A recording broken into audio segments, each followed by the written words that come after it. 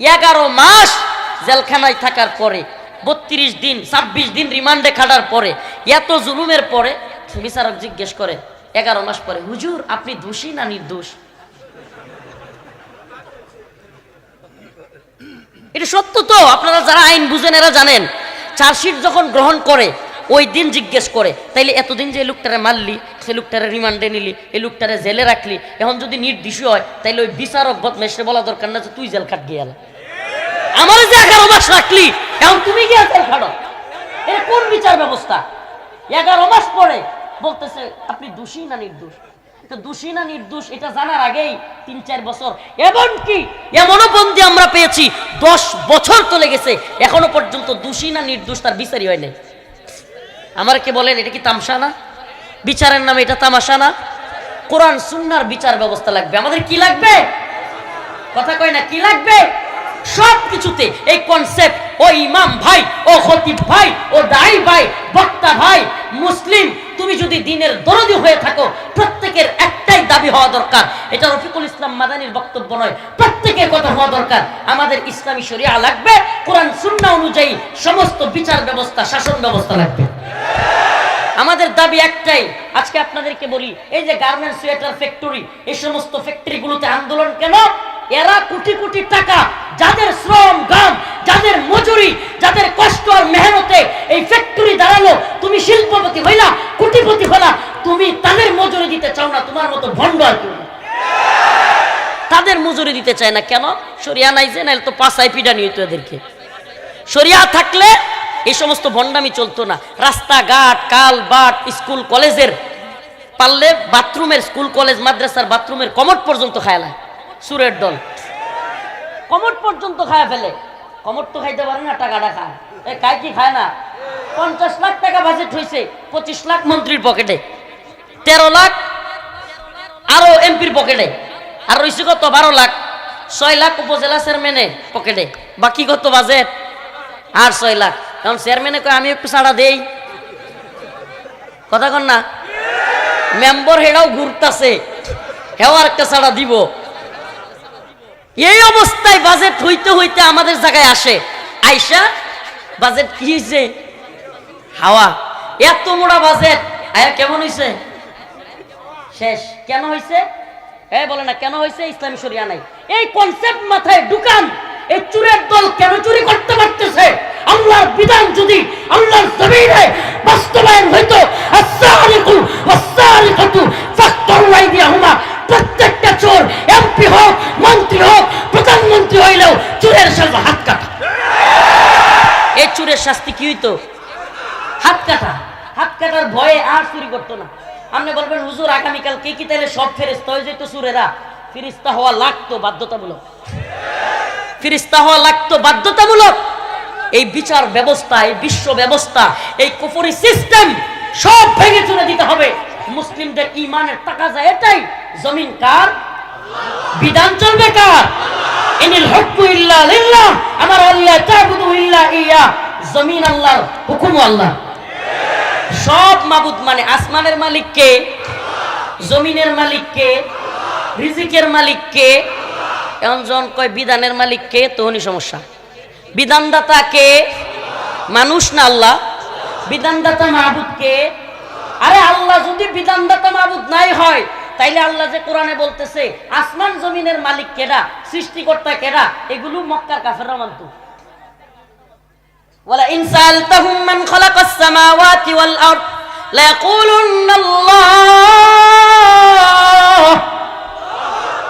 আল্লাহ তাআলা বলেন নবী আপনি জিজ্ঞেস করেন তাদেরকে, ওয়ালা ইন সালতাহুম মান খালাকাস সামাওয়াতি ওয়াল আরদ, আসমান এবং জমিন কে বানাইছে, তারাও কয় লা ইয়াকুলুন্না আল্লাহ, আল্লাহ।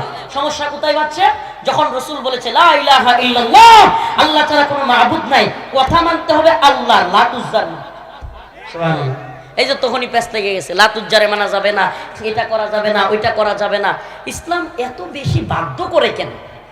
কি কয়? ইসলাম এত বেশি বাধ্য করে কেন? কুরআন যা বলেছে, রাসূল যা বলেছে, ক্বালু সামি'না ওয়া আতা'না, সে মুসলমান। আল্লাহ বলতেছে মুসলমান কে? যে বলবে ক্বালু সামি'না ওয়া আতা'না, আমি শুনলাম এবং মানলাম। আমি কি করলাম? শুনলাম এবং কোনো ব্যাখ্যা নাই।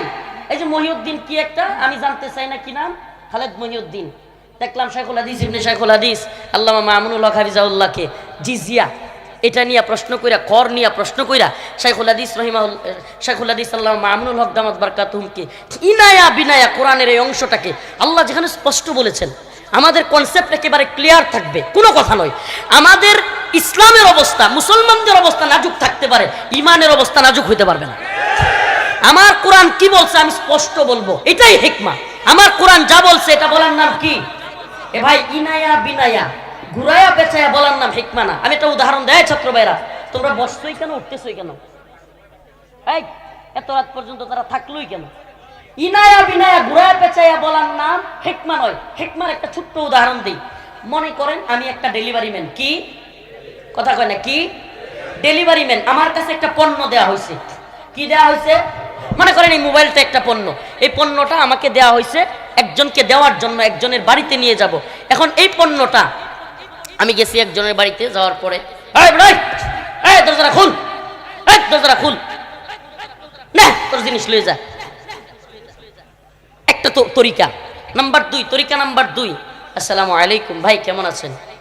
আপনার একটা জিনিস আমার কাছে ছিল, একটু রাখবেন, এটা অমুকে পাঠাইছে আপনার জন্য। কত সুন্দর। নাম্বার 3, এটা খুলছি, খুইলা এটার ভিতর থেকে মেমোরি, সিম খুইলা সবকিছু রাইখা এবার শুধু কভারটা লিয়ে গেছি, লিয়ে গিয়া কইতেছি আসসালামু আলাইকুম ভাই, কেমন আছেন আপনি? নিয়ে যান, আপনার একটা জিনিস ছিল, হ্যাঁ মাশাআল্লাহ খুব সুন্দর, আমি আমি উপকৃত হব, নেন, এটা অনেকক্ষণ ধরে আমার কাছে। আরো সুন্দর বেশি করে বলছি না?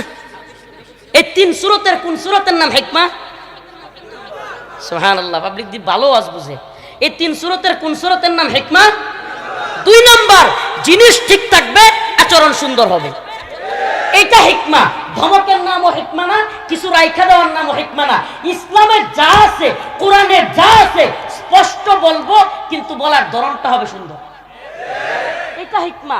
কিন্তু একটু কাটছাট করা। আল্লাহ বলছে আইয়াদি ওয়াহুম সাগিরুন, জিজিয়া দিবে নতজানু হইয়া। কাফের মুশরিকেরা দুনিয়ায় যে বসবাস করবে, আল্লাহর জমিনে কুফরি করবি আবার বসবাস করবি, এজন্য জিজিয়া দিবি। এটা কোরআন বলতেছে আন্নাল আরদ ওয়ারিতু ইবাদিয়াস সালিহুন, এই জমিনের মালিক আমি আল্লাহ, আর ওয়ারিস সূত্রে আমি এটার মালিকানা দিছি মুমিন বান্দারে। কাফেররা না মুমিন রে? মুমিন বান্দা। আন্নাল আরদ ওয়ারিতুহা ইবাদিয়াস সালিহুন, আমি এই জমিনের মালিক, ওয়ারিস সূত্রে মালিক বানায়া দিছি মুমিন বান্দাদেরকে। তাহলে কাফেররা থাকার জায়গা কই? আল্লাহ কয় কাফেররা থাকতে পারবো। আইয়াদি ওয়াহুম সাগিরুন, নতজানু হইয়া জিজিয়া দিবে। সুবহানাল্লাহ। এখন জিজিয়া কি জন্য? যে ইনায়া বিনায়া যদি বলেন না, জিজিয়াটা মুসলমানরাও যেমন জাকাত দেয়, হেরাও কর দেয় না। মুসলমানের জাকাত আর কাফেরের জিজিয়া এক জিনিস নয়। আরে গোটা পৃথিবীতে ইসলামী হুকুমত নাই, তাইলে কি হয়েছে? আমার ইমান দুর্বল নাকি? লিগা গোটা পৃথিবীর 1 ইঞ্চি ভূমিতে ইসলাম থাকবে না, কিন্তু মুমিনের অন্তরে ইমান থাকবে, ইমানের হালত শক্ত থাকবে। মুসলমানদের অবস্থা বাজে হইতে পারে, ইমানের অবস্থা বাজে হইতে পারবে না। মুসলমানদের কথা একবারে ক্লিয়ার থাকবে, আসসিনু লানা ওয়াল আরাবু লানা ওয়াল হিন্দু লানা ওয়াল কুল্লু লানা। হিন্দ আমাদের, হিন্দুস্তান আমাদের, চীন আমাদের, ইউরোপ আমাদের, আমেরিকা আমাদের, গোটা পৃথিবী মুসলিমদের। এগুলো এরা দখল করছে, ইনশাআল্লাহ ছুটায় ফেলবো ওসিরেই। আফগান আমাদের হয়ে গেছে, মালি সোমালিয়া আমাদের হচ্ছে, ইয়েমেন আমাদের হচ্ছে। গোটা পৃথিবী মুসলিমদের পদতলে আসবে যদি ইমানের অবস্থা কঠিন থাকে। ইমানের ক্ষেত্রে কোনো চান নয়, আপুস নয়। ও ভাই, পৃথিবীর সব হিন্দু, কাফের, বৌদ্ধ, খ্রিস্টান মুসলমান হয়ে জান্নাতে গেলে আমগর কোনো অভাব পড়বো? খুদ নরেন্দ্র মোদিও যদি কালেমা পড়া মুসলমান হয়ে যায়, আমগর সমস্যা আছে? হ্যাঁ, এই জায়গায় আমাদের উদারতা সবচেয়ে বেশি। সবাই মুসলমান হও, জান্নাতে যাও। কাফের থাকবে, রাসূল বলেছে মুহাম্মাদুর রাসূলুল্লাহ, আল্লাহ বলেছেন আশিদ্দাউ আলাল কুফার রুহামাউ বাইনাহুম। সুবহানাল্লাহ। আল্লাহ এবং তার রাসূল সুস্পষ্ট জানিয়ে দিয়েছেন যে আমি এবং আমার সহপাঠীরা কাফেরদের ব্যাপারে শক্ত, মুমিনদের ব্যাপারে দরদওয়ালা। সুবহানাল্লাহ। মুমিনদের চিকিৎসা করান, কোনো সমস্যা নাই। মুমিনদেরকে বিভিন্ন অসুস্থ হয়ে গেছে, তাকে হেল্প করেন, কোনো সমস্যা নাই। কিন্তু ঈমানের ক্ষেত্রে, দ্বীনি কোনো কাজে সাবধান। কোন নেতা বলুক, নেত্রী বলুক, যেই বলুক, মন্দির পাহারা দিতে যায়েন না, ঈমান থাকবে না। সাবধান হয়ে যান। ঈমান, আমরা ঈমান রক্ষার পাহারাদার। আমরা কি মুসলমানরা কি না মূর্তির পাহারাদার?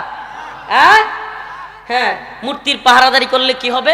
4 দিন পরে শুনবেন ইন্ডিয়া আমনে আমার লইয়া মজা করতেছে। এরাই দেখবেন বলবে, দেখ আহাম্মকের দলের গড় বাড়ি আমরা বুলডোজার দিয়া ভেঙে দেই, এদের বাবরি মসজিদ ভেঙে দেই, কত মসজিদ ঘুরাইয়া দেই। আর এই আহাম্মকের দল বাংলাদেশে আমরা মন্দিরের দারোয়ান। এরা বলবে, রে ভাই আপনাকে আমি কখনো হিন্দুদের বাড়িঘর ভাঙতে বলছি না, হিন্দুদেরকে আক্রমণ করেন সেটা বলছি না। তারা তাদের ধর্ম পালন করবে, আমি আমার ধর্ম পালন করব। এখানে ক্লিয়ার থাকতে হবে, সংখ্যালঘু নাম দিয়ে ইসকন চট্টগ্রামে মুসলমানদের বাড়ি ঘরে দোকানপাটে হামলা করেছে, করে কি করে না? আমি গেছি ওই দিন আন্দোলনে, ইয়াতে গুলিস্তান, এক সাংবাদিক, কোনো কথা নাই বার্তা নাই, হঠাৎ করে হুজুর আপনারা যে সংখ্যালঘু নির্যাতন হচ্ছে এগুলো নিয়ে তো কিছু বলেন না। আর কোনো কথা নাই বার্তা নাই, ঠেলে দিলাম দেহিটা। ওই যে এক লোক কইছিল না যে তোর মাথায় কি কয় কলা, কয় কাইটালাম তোর গলা, কারণ হেটা একটু ব্যাক কলার কি, হেটা কয় তোর মাথাত কি ফান, ঠেলে দিলাম দেহিটা। কয় কিরে এটা তো মিললো না, মিললে মিলক না মিললে না, ব্যথা তো পাইবি। আমরা এখানে গেছি একটা বিষয়ে কথা বলতে, এই বিষয়ের কোনো সম্পর্ক নাই, হঠাৎ করে ঢোকাই দিছে হুজুর আপনারা এত কথা বলেন, সংখ্যালঘুদের ব্যাপারে কিছু বলেন না। এখন আমি যখন বলছি কি আপনি কি 100 নাকি, যে আপনি দেখেন না উলামায়ে কেরাম সংখ্যালঘুদের বাড়ি ঘরে হামলা হওয়ার কথা বিরোধিতা করেছে, তারা পর্যন্ত সংখ্যালঘুদের নিরাপত্তার কথা বলেছে। আমরা কত জায়গায় বললাম, আপনি কিছুই দেখেন না, আপনি হুট করে এটা কি বললেন? আপনি সংখ্যালঘুর নাম দিয়ে যে সেই সনাতন ধর্মীরা, ইসকনের লোকেরা, ইসকন সনাতন ধর্মী পরিচয় দিলে ভুল হবে। এই ইসকন হলো হিন্দুদের মধ্যে একটা জঙ্গি সংগঠন, সন্ত্রাসী সংগঠন। এই ইসকন মুসলমানদের কলিজায় আঘাত দেয়, এই ইসকন আলেমদের বিরোধিতা করে, এই ইসকন বাংলাদেশের সেনাবাহিনীর উপর আক্রমণ করে। আমি জানতে চাই, তোমরা সংখ্যালঘু নাম দিয়া সেনাবাহিনীর উপর আক্রমণ করবা, মুসলমানদের দোকানপাটে আক্রমণ করবা, সাবধান হয়ে যাও। আমরা দাঙ্গা দাঙ্গা খেলার ভয় করি না, আমরা চাই না হিন্দুদের সাথে মুসলমানদের দাঙ্গা লাগুক। কিন্তু যদি তোমরা গায়ে পয়রা ঝগড়া করতে চাও, বাংলার জমিনে ইসকন এবং হিন্দুত্ববাদীদের দলালদের ছাড় দেওয়া হবে না। রাজি আছেন তো ইনশাআল্লাহ? রাজি আছেন তো ইনশাআল্লাহ? মুসলমানরা করে ভয় পায়,